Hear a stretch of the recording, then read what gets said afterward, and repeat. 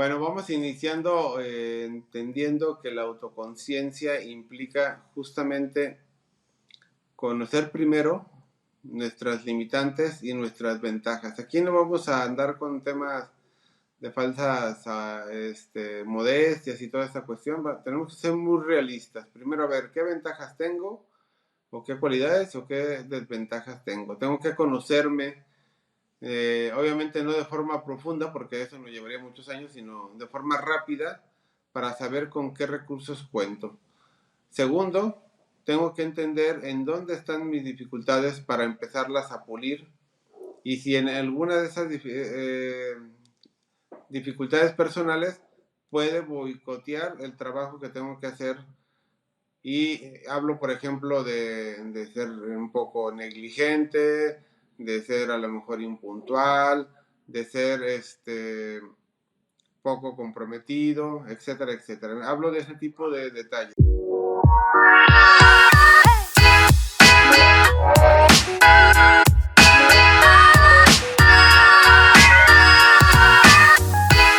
Hola, bienvenidos. Soy Pancho Mora y Mackin Podcast es un conversar sobre organizaciones autogestionadas. Mi conversar el día de hoy es con Mariano Castellanos. Mariano es terapeuta y psicólogo y ha trabajado el tema de autogestión con algunas organizaciones. Nuestro conversar fue la parte esencial de la persona y cómo trabajar en un equipo autogestionado. Mariano es una persona extraordinaria, a pesar de que es ciego, tiene un gran sentido del humor y sensibilidad para conectarse. Así que los dejo con Mariano. Hola Mariano, ¿cómo estás? Bienvenido. Hola Francisco, muchísimas gracias. Pues aquí puesto y dispuesto para hablar de todos estos temas apasionantes. Oye, y yo quisiera hacer una introducción. Recuerdo yo que cuando nos conocimos, estábamos en un restaurante comiendo con mi socio y te invitamos a un proyecto que iniciamos en la autogestión. Creo que fue por allá a principios del año 2018, si más no recuerdo.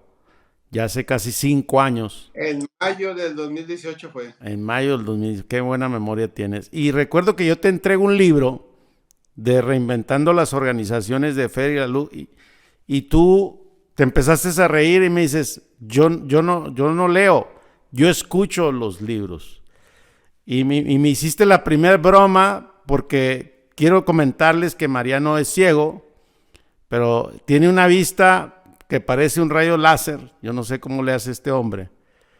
Y, y creo que a la semana nos buscaste y me dijo, hoy sí me interesa el proyecto de poderles ayudar, porque la idea de nosotros en ese momento era como interpretar el libro de Fer y la Luz. ¿Sí recuerdas esos momentos, Mariano? Claro que sí.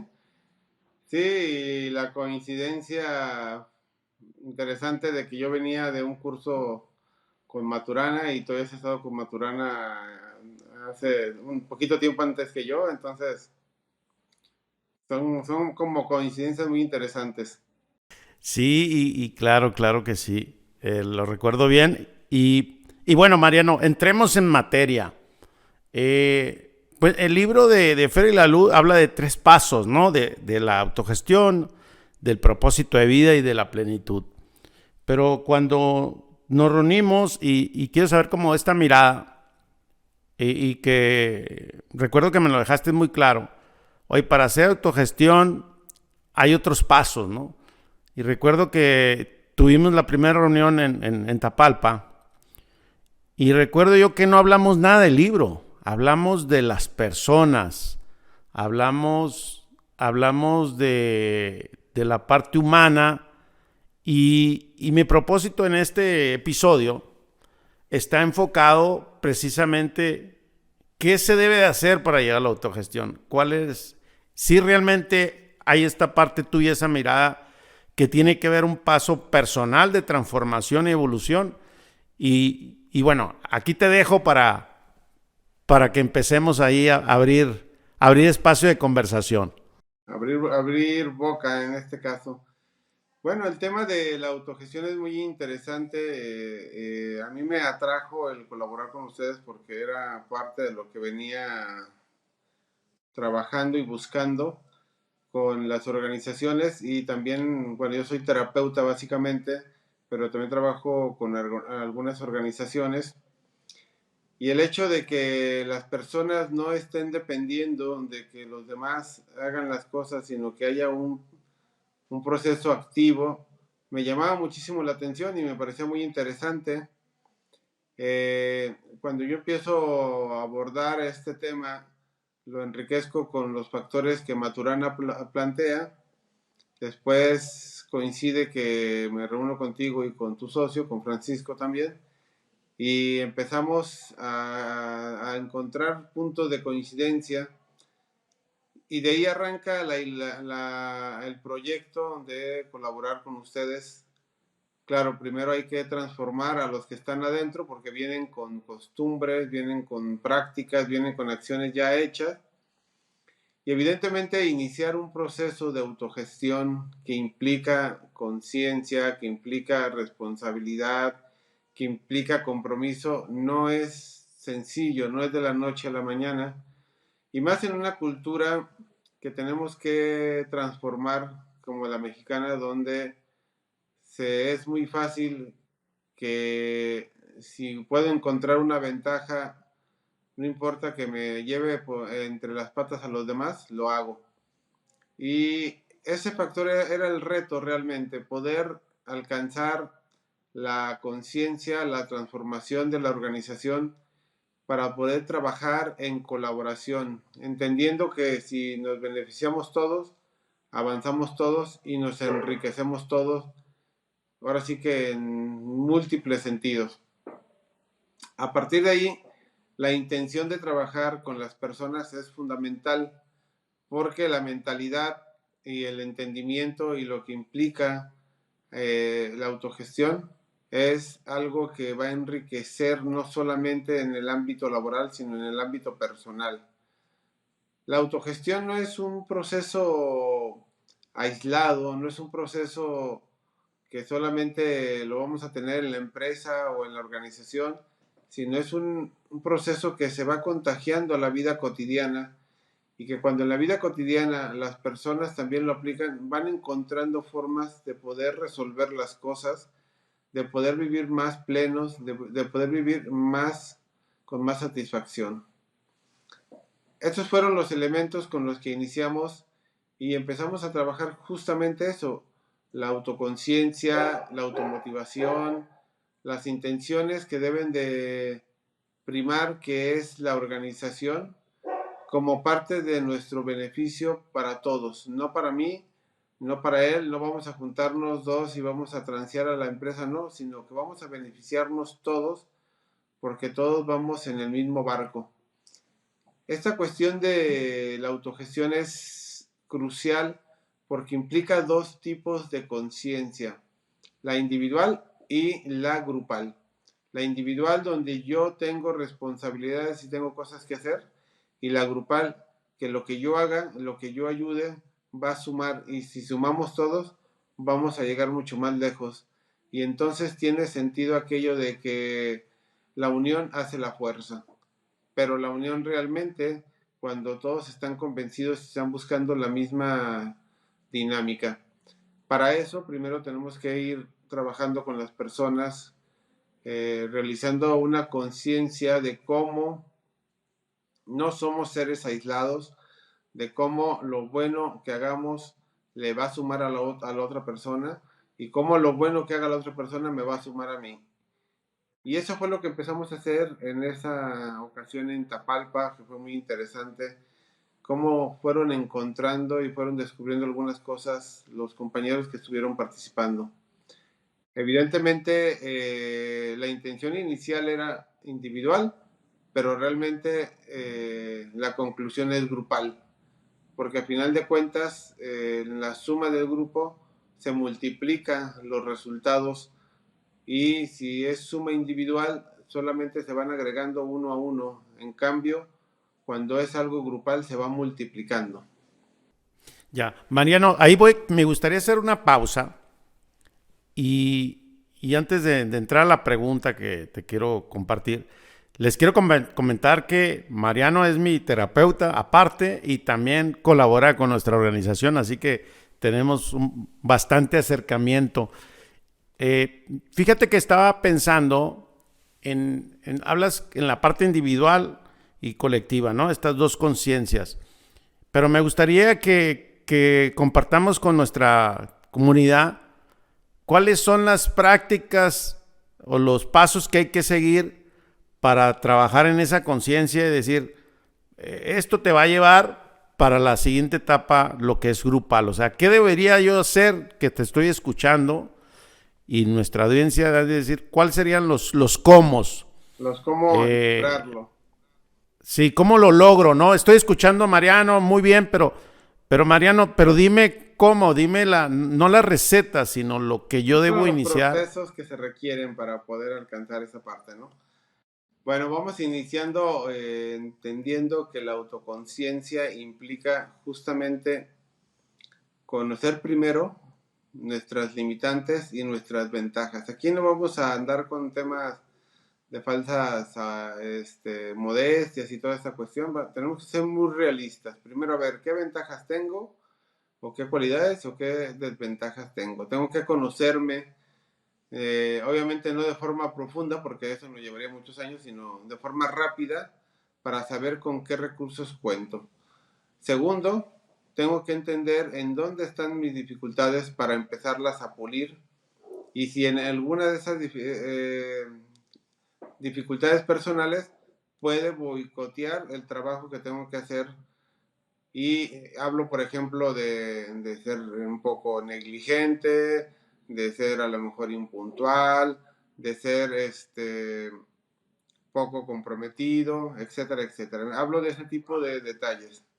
Mariano, te voy a hacer otra pausa, porque me gustaría, antes de avanzar, pero ¿cómo yo llego a hacer una autoconciencia? Me tengo que preguntar, tengo que una guía, ¿cómo? Porque al final lo que yo sí creo es que las personas tenemos mucho miedo de escarbarle, de preguntarnos, Preguntar. porque puede salir hasta el monstruo que te llevamos ahí adentro, ¿no?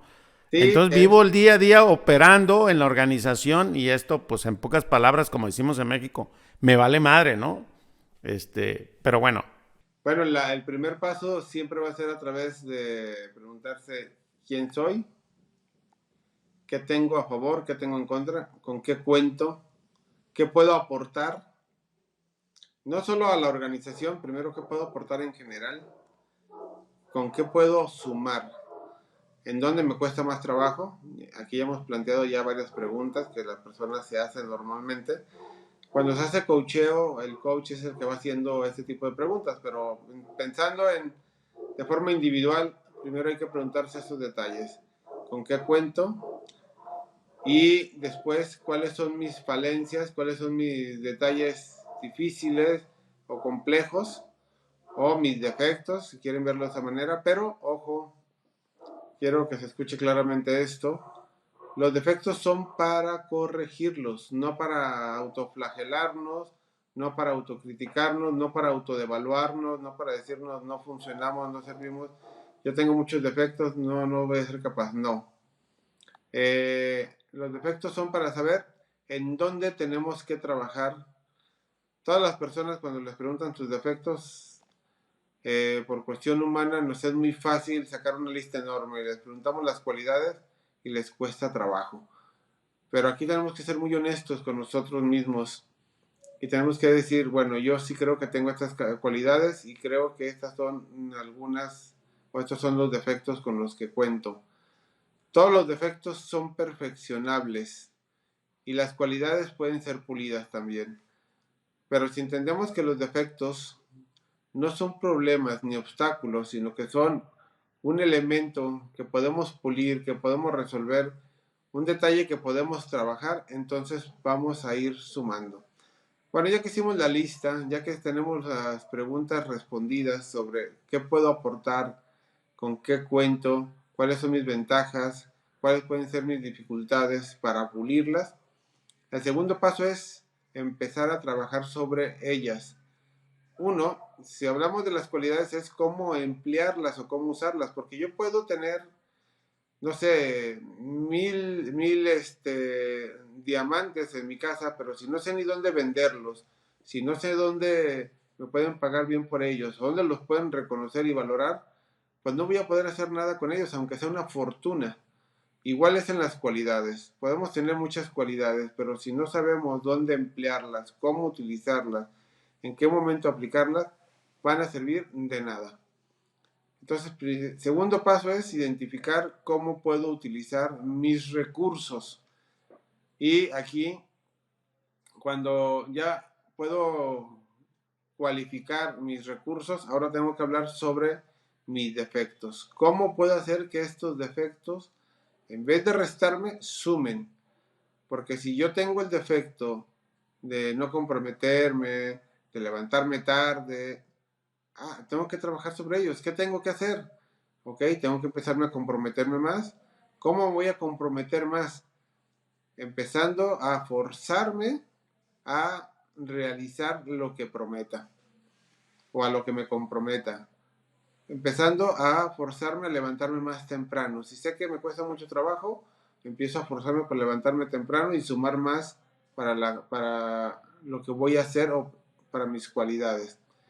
Y así poco a poco vamos alcanzando una claridad. Evidentemente, en todo esto hay un factor fundamental que es pieza elemental de la autogestión, la voluntad.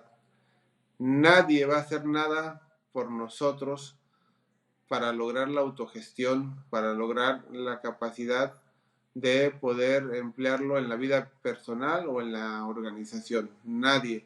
Tenemos que hacerlo nosotros. Por eso hablo de forma tan importante el factor personal. Porque en el momento que tenemos la conciencia de que nadie va a venir a levantarnos temprano, a obligarnos a comprometernos, a hacer las cosas que yo no estoy tan dispuesto a hacer, entonces en ese momento estoy empezando a construir una autogestión.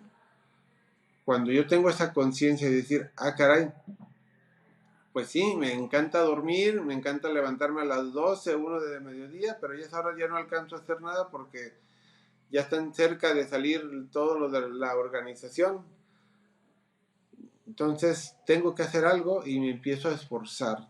El esfuerzo y la voluntad son motores fundamentales de la autogestión. No hay autogestión si no hay voluntad y si no hay esfuerzo. Son dos elementos que van a movernos con toda claridad hacia donde queremos ir.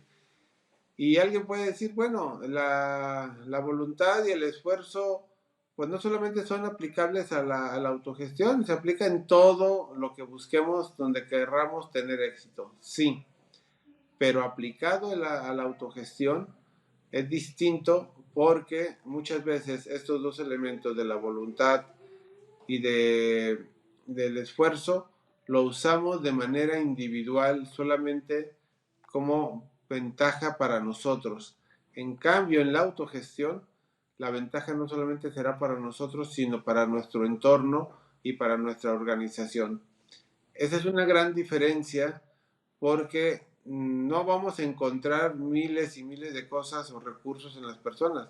Son pocos los recursos que hay de variables, pero el uso de ellos, como los usemos, marcan la gran diferencia. No es que, no, es que yo no puedo porque no tengo tal o cual cosa para tener autogestión. No, la autogestión es un proceso de decisión, de acción. Ya hemos hablado entonces de la lista, ya hemos hablado de... Mariano, te voy a hacer una pausa ahí antes de seguir. Adelante, adelante. A ver, es muy fácil hablar de voluntad y esfuerzo, pero ¿cómo se llega a eso? ¿Cómo las personas realmente tenemos que llegar a eso? O sea, pues se dice fácil, pero Pero no ¿cuál es la clave para sencillo, llegar a eso? no es tan sencillo. Primero, esto nos lleva a otro factor que va acompañando al autoconocimiento que se llama automotivación. La automotivación es fundamental también. Como estábamos hablando de la autoconciencia, no lo retomé, pero lo retomo en este instante. La automotivación es el proceso donde tú personalmente vas a estar levantándote el ánimo cada vez que falles, cada vez que no hagas lo que habías pensado, cada vez que no lleves a cabo lo que habías organizado. Y esa automotivación es el motor que te va a conectar con la voluntad y con el esfuerzo. Claro, para que la automotivación funcione hacia el esfuerzo y hacia la voluntad, tenemos que tener claro qué queremos hacer y por qué lo queremos hacer. Cuando tenemos claro los porqués y para qué, entonces no es tan complicado. Es decir, vamos a buscar lograr o alcanzar esta voluntad y este esfuerzo a partir de plantearnos objetivos. Y cada vez que encontremos que el esfuerzo no nos alcanza o que la voluntad nos dice, no, mira, mejor quédate otro ratito más acostado, ahí tenemos que utilizar la automotivación. No, espérame, a ver, Mariano, te puedes quedar un poco más acostado, pero no vas a lograr lo que habías pensado. No, a levantarte, vamos, vamos, vamos para arriba. Y empezamos entonces a generar con la motivación los elementos necesarios para la voluntad y para el esfuerzo. Ojo, que la automotivación no significa que todo el tiempo estamos positivos, que todo el tiempo estamos sonriendo, que todo el tiempo estamos felices. No, la automotivación significa que cuando vemos que estamos a punto de fallarnos, cuando vemos que estamos a punto de dejar de hacer lo que queremos hacer, pararnos y decirnos, no, Mariano, tienes que seguir, tienes que levantarte, tienes que seguir en lo que tienes pensado o tienes planeado.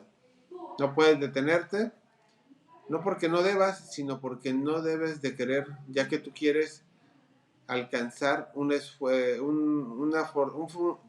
alcanzar, fortalecer la voluntad y el esfuerzo. No hay forma de lograr las cosas sin esfuerzo y sin voluntad. No sé si hasta aquí voy explicando un poco más claro cómo lograr que la voluntad y el esfuerzo se apliquen. Sí, me queda claro y creo que vamos bien. En esta reflexión y lo que estás comentando, y me gustaría ahí que también aprovechar estos pasos. ¿Qué piensas tú de la parte de los pseudo psicólogos o esto que está de moda? Y yo siempre no me he querido ver como un charlatán y que yo resuelvo las cosas aquí conversando. ¿Tú qué piensas de esto que está en boga y que hoy algunas organizaciones están hablando de la autogestión? ¿Qué las personas deben de tener cuidado también a la hora de hacer la autogestión y sobre todo en este mundo digital y que todo el mundo habla, hasta yo hablo, ¿no? Eh, ¿Qué piensas de esto? Bueno, siempre que hay algo en boga, mucha gente se cuelga de eso buscando sacar ventaja. La gente tiene que aprender a discernir, a diferenciar el tema. Evidentemente hay mucha gente que puede ponerse a hablar sin saber, solamente porque lee unos párrafos o porque encuentra una información en internet. El problema es que cuando algo no se aplica de forma correcta, siempre va a tender a fracasar. Y entonces cuando nos dejamos seducir por palabras bonitas, pero sin hechos planteados con claridad, entonces vamos a encontrar que va a haber un fracaso. Mira, por ejemplo, te voy a poner un caso que es muy relacionado a esto. Las conferencias motivacionales son maravillosas porque a la gente la entusiasman y tienen un éxito tremendo. Y hay conferencias de motivacionales por todos lados. Pero ¿qué sucede? Son meros castillos en el aire.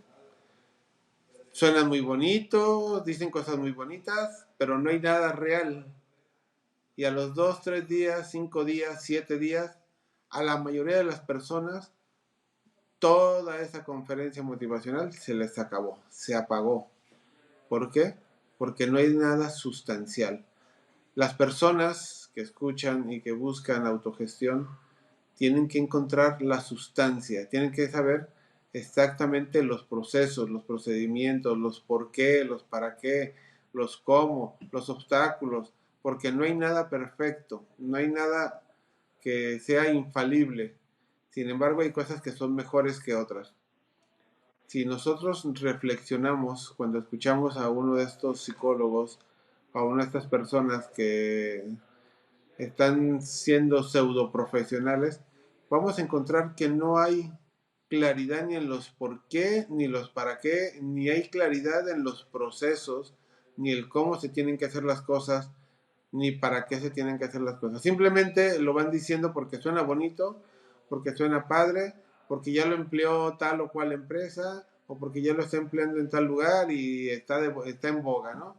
Pero cuando empezamos a preguntarles, cuando empezamos a cuestionar, no encontramos respuestas claras, no encontramos esos procedimientos. Por ejemplo, la autogestión no es un proceso de la noche a la mañana, no es un proceso que lo logre una organización o una persona nada más porque dijo, voy a tener autogestión desde hoy en adelante. No, lleva un tiempo, lleva un proceso, lleva una adaptación. Es más, lleva la lucha contra la resistencia de los que no quieren cambiar las cosas porque le dan miedo modificar. Si esa persona a la que estamos escuchando no tiene elementos para respondernos cómo enfrentar todo eso, aguas, porque solamente nos están engañando, solamente nos están motivando, pero no hay nada sustancial, no hay nada esencial, no existe pues.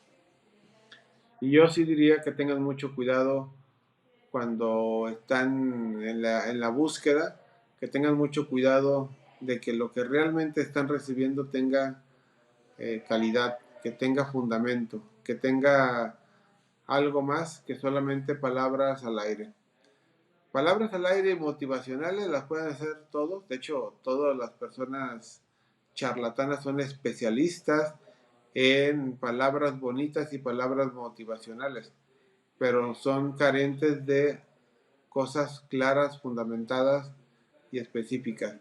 No tienen explicación para muchas cosas y evidentemente se nota cómo están inventando y no están encontrando soluciones.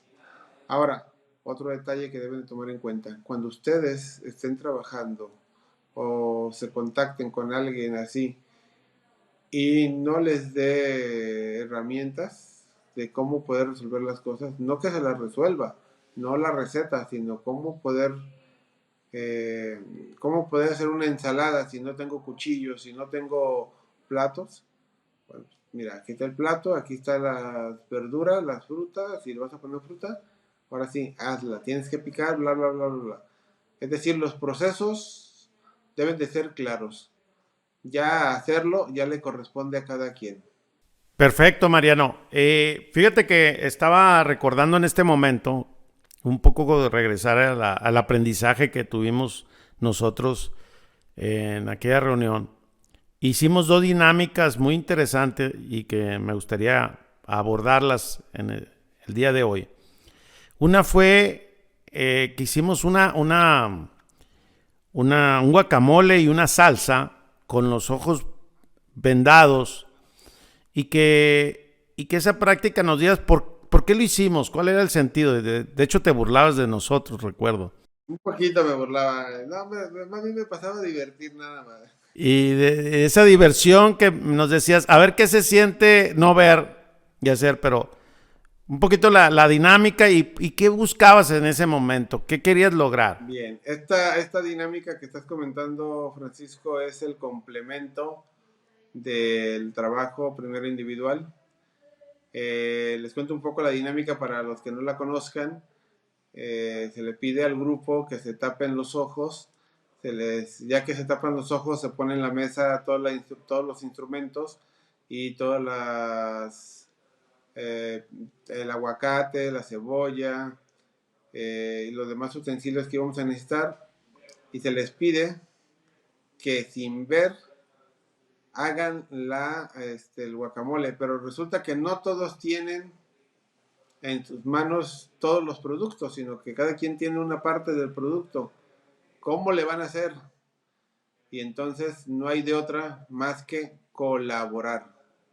Colaborar, y esa fue la clave del ejercicio, emplear la colaboración. Pero para empezar a colaborar, tenemos que tener esa capacidad de autogestionar. Es decir, a ver, yo tengo esto y tengo que decirle a los demás que yo tengo aquí un aguacate, o que yo tengo aquí un cuchillo, o que yo tengo aquí un plato, porque nadie sabía lo que tenían los demás, nadie sabía con qué contaban los demás, y tenían un tiempo para hacer ese guacamole.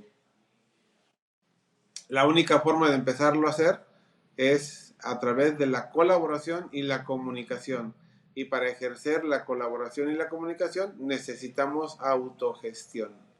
Es decir, yo les pongo a disposición esto. A ver, yo tengo esto, y empezaban a hablar, empezaron a plantear qué tenía cada quien, qué iba a hacer cada quien. Se empezaron a organizar y tenían que hacerlo sin ver, porque aparte, si alguien ocupaba una cuchara, tenía que pasársela el que la tenía, porque no todos tenían los mismos instrumentos. Si alguien necesitaba la sal, tenía que preguntar quién la tenía para poderla utilizar. Todo esto, cuando no sabemos colaborar y trabajar en equipo, no es factible, se colapsa. Sin embargo, ya habíamos trabajado parte de lo que era el proceso de la autogestión individual, y entonces no fue tan complicado el proceso grupal o la colaboración. ¿Por qué taparse los ojos? Porque eso implica que tenemos que empezar a utilizar otros recursos ante las dificultades. Si tuvieran los ojos destapados, todos podrían saber qué tiene cada quien, y entonces ahí no habría mucho problema en pedirle a Sutanito el cuchillo, a Perenganita el plato, no sería difícil. Pero sin saber qué tiene cada quien, entonces las cosas se complican, porque la única manera de poder hacer algo es hablando, colaborando, comunicando. Y eso fue lo que estuvimos haciendo, y eso fue lo que alcanzaron con con aquel famoso guacamole que hicieron entre todos, y que bueno, después tienen que comérselo, no había de otra. Eh, Y, y, y no les quedó sí, tan... adelante. Oye, y solo para completar aquí lo que dice Mariano, hicimos una salsa con picante y una sin picante, un aguacate con picante y eso. Y yo recuerdo que hicimos una salsa borracha porque le echamos hasta cerveza. Recuerdo muy bien y sobre todo que nos lo tuvimos que comer. Y luego, haciendo esta dinámica y bien como dices, logrando la colaboración y la comunicación, hicimos otro ejercicio también que me llamó la atención, Mariano, que fue que había unas hojas en blanco y cada quien íbamos a dibujar algo armónico, de armonía. Y aquí la dinámica era con los ojos sin vendar, pero no podíamos hablar. ¿Ahí qué querías lograr en ese momento? Porque también son dos momentos, ya casi van a ser 5 años de esto, pero lo recuerdo muy bien y creo que a nuestra audiencia le puede servir bastante este ejercicio y cómo era. Sí, sí, es un ejercicio donde en una hoja en blanco los colaboradores del equipo tienen que dibujar, pero ahora no pueden hablar. ¿Y cuál es la intención? Encontrar formas distintas de comunicación, pero sobre todo, cómo generar empatía. A ver, el primero ya dibujó algo. Yo no voy a llegar y dibujar lo que me plazca, sino tengo que colaborar con lo que ya dibujó el primero. Es decir, yo tenía ganas de pintar un sol, pero resulta que el primero puso unas nubes grises o puso una playa. A ver, ¿puedo poner aquí el sol? Sí, no puedo ponerlo, tengo que acomodar otra cosa. Y entonces nos obliga a pensar en el otro, a empatizar. La intención del ejercicio y de no hablar es para que no se contaminara o no se desviara lo que cada quien iba a hacer. Porque era muy fácil si hablan decir, no, mira, yo ya pinté aquí un mar, tú pinta una playa o pinta el cielo nublado. No. Sin embargo, al no poder hablar, tengo que entender al otro. ¿Qué quiso poner? ¿Qué hizo? A ver, se me figura como que esto es un árbol o como que esto es una nube muy blanca, muy bonita. ¿Con qué puedo complementarlo? Y evidentemente, cuando vamos empatizando y vamos entonces autogestionando mi decisión de sumarle a lo que ya hizo mi compañero, empiezo a hacer cosas mucho más concretas. No voy fantaseando, no me la paso en la crítica, no me la paso en decir, no, es que no se puede, no, es que no va a funcionar, no, es que no debe de hacerse, no, voy sumando. En vez de pensar en los obstáculos, voy encontrando soluciones, porque ya tengo el dibujo, ya mi compañero le puso un sol, mi compañera le puso un árbol, mi otro compañero puso un pajarito. A ver, ¿qué hago yo aquí? ¿Qué pongo para que esto siga siendo armónico? Porque yo no puedo llegar y descomponerlo y en este paisaje que están haciendo, de repente meter un cohete, ¿no? Pues no queda en esa parte, ¿no? O de repente meter un objeto de la noche cuando está claramente el sol puesto ahí. Ese objetivo de alcanzar la empatía, de alcanzar la comprensión, de colaborar, de sumar en vez de estar buscando cómo restar, fue la esencia de lo que ustedes realizaron en esa ocasión. Y que bueno, que hicieron un dibujo, no fue Frankenstein, no fue algo extraño, sino que fue algo que terminó siendo muy, muy agradable porque nadie tenía una idea de qué iba a terminar aquello, en qué iba a acabar. Todos tenían solamente un objetivo claro. Lo que van a hacer es algo armónico. Y en ese sentido, pensando en lo armónico, tenían que dibujar con los propios recursos. Y así se fue alcanzando esa idea, se fue alcanzando ese objetivo, armonizar la idea de todos. Sí, y creo que quedó muy bonito porque estábamos en la orilla, en una cabaña, en un lago, en una parte boscosa de aquí cerca de Guadalajara, en México. Y recuerdo yo que fuimos ajustando ahí y al final algo me pasó a mí, Mariano, y también lo quiero compartir, que fue de que yo nomás hice un ajuste. Yo fui el último que dibujé. Y creo que te comenté, oye, ¿a qué se debe esto? No me tocó hacer nada más que, creo que era ponerle un poquito de azul a las nubes y un poquito ahí al lago también, pero realmente yo no dibujé, yo nomás ajusté. ¿Eso qué significa cuando es un equipo de empatía y que no te toca hacer todo, ¿no? Como estos roles, ¿no? Sí, bueno, significa muchas cosas. Significa que hay un equipo que está haciendo su trabajo, que hay personas comprometidas. Significa que solamente son detalles que se tienen que pulir en un equipo. Significa que cuando llegas, tú ya estás observando que la chamba está hecha. Y en esta ocasión fue premeditado dejarte hasta el final, porque justamente como cabeza de la organización tenías que dejar que la organización fluyera. Y eso es parte también de la autogestión, que la organización fluya sin alguien de autoridad que esté forzosamente controlando todos los procesos, manejando todos los procesos, porque si se hace de esa manera, no hay tal autogestión.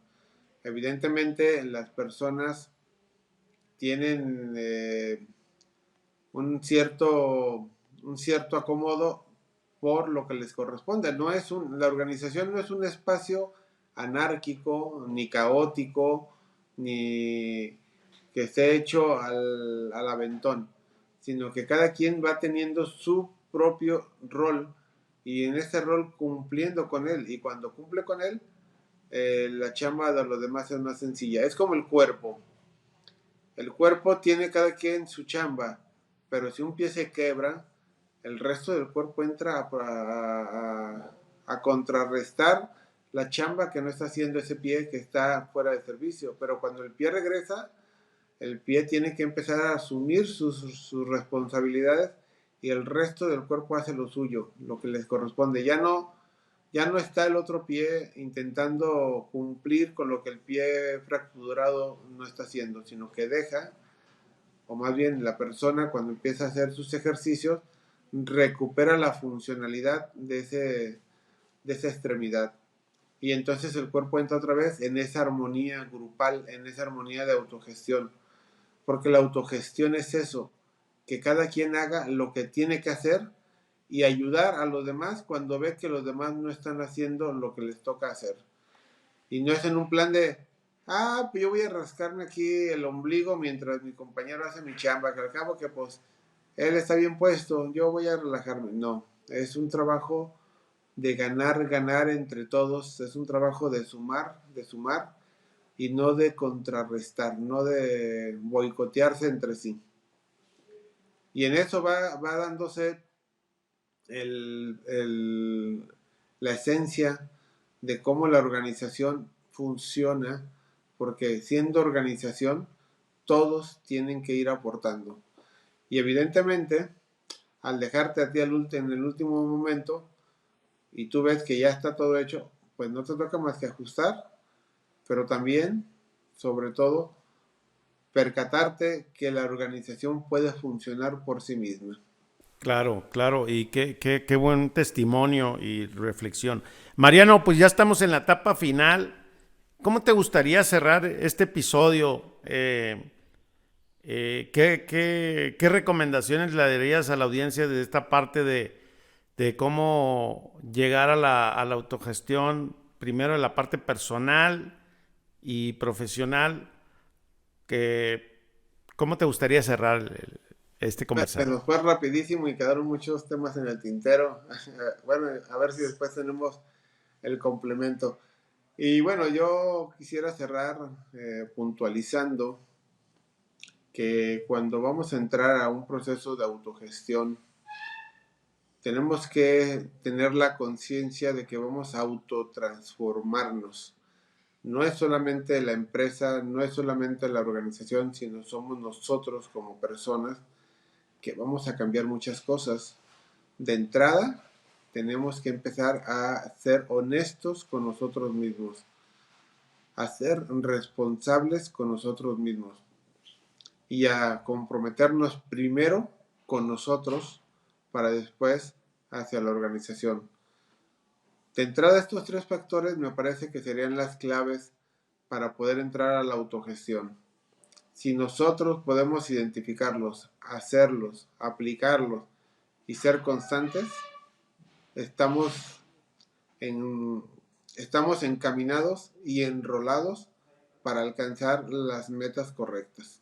Claro, y se dice fácil, Mariano, pero sigo pensando que híjole, es un chambón, como decimos acá en México, por la audiencia de América Latina, un trabajo interno muy profundo que también en el fondo siempre lo comparto como que también doloroso, esta transformación de emociones también, digo, esta parte emocional de los altibajos y bueno, pues tú conoces nuestra organización y todo, pues estas buenas intenciones de nosotros querer trabajar y colaborar de esta manera, pues tú sabes que no es nada fácil, ya llevamos pues ya tiempo, ¿no? Oficialmente desde el 2019, pero bueno, gracias a tu ayuda y tu colaboración y tu paciencia en este entrenamiento que le llamaste, ¿verdad? Recuerdo yo y que creo que nos fue muy, muy, muy útil. Así que estoy muy agradecido y aquí lo digo públicamente por todo lo que has hecho por nosotros en esos tiempos. Y bien, ¿dónde estás activo en las redes sociales? ¿Dónde te pueden buscar? Si, pues también das terapia por Zoom y presencial y hasta por teléfono. Pues yo soy más de teléfono contigo y eres muy práctico, pero a alguien que quiere saber más de estos temas, ¿dónde te pueden localizar? Bueno, tanto para hablar de cuestiones terapéuticas, les comento que yo soy psicólogo y soy sexólogo, soy terapeuta familiar e hipnoterapeuta y bueno, ando trabajando también en las organizaciones. Pueden encontrarme en las redes sociales, en Facebook, pueden encontrar mi página de Mariano Castellanos González, con Z las dos de González y con S de Castellanos, con S al final. O en Twitter pueden encontrarme como Mariano26, también ahí pueden encontrarme, podemos conversar o aclarar algunas dudas o preguntas que pueda haber.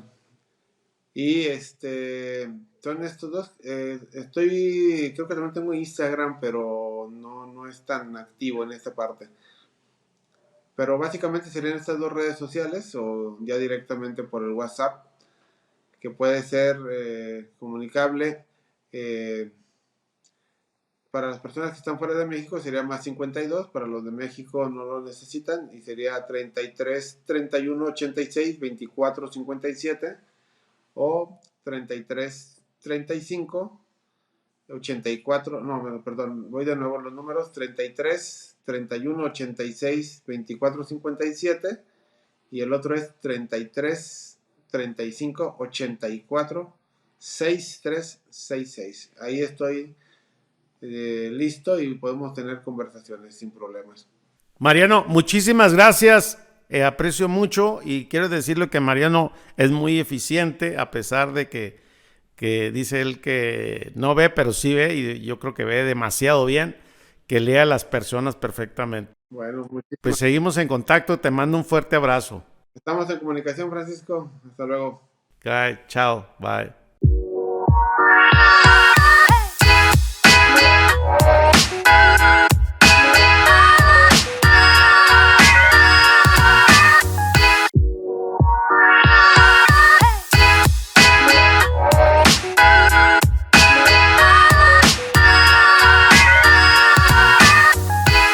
Mariano es un rockstar de la psicología y tengo una gran admiración sobre él.